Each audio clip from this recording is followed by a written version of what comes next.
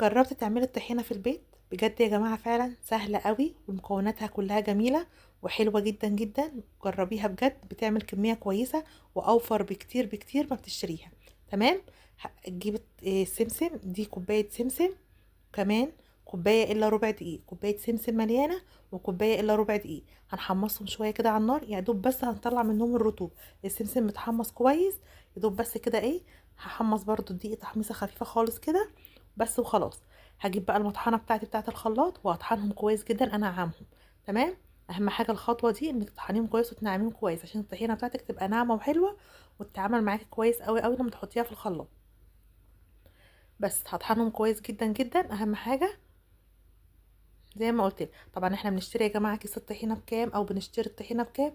جربيها فعلا في البيت، موفره جدا جدا. جربوها بجد، نضيفه قوي قوي.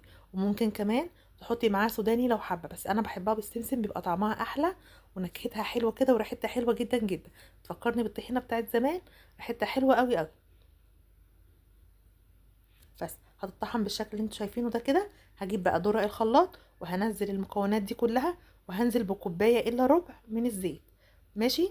بس كوبايه الا ربع واحده بس من الزيت، وهشغل الخلاط وهطحن بقى الحاجات دي كويس جدا جدا قوي.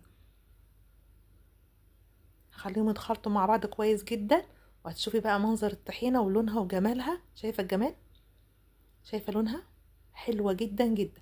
جربوها يا جماعه بجد، فعلا تستاهل التجربه قوي قوي.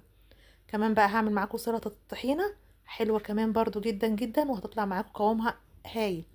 يلا بقى كده في نفس درق الخلاط اللي انا طحنت فيه الطحينة هجيب 4 فصوص توم وقرن فلفل حامي، وهنزل كمان بمعلقة خل كبيرة. تمام، معلقة خل كبيرة. وكمان كوباية الا ربع من المية الدافية. كوباية الا ربع من المية الدافية. الكلام ده يا جماعة على كوباية طحينة، كوباية طحينة هعمل الحاجات دي عليها. تمام.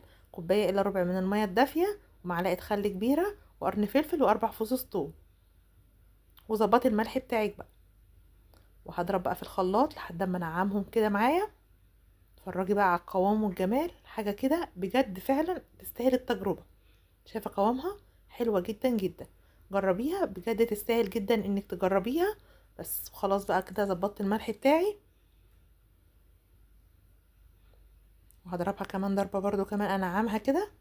بس هفضيها كده بقى في عندي في برطمان. البرطمان ده يا جماعة تحطيه في التلاجة يقعد معاكي اكتر من اسبوعين.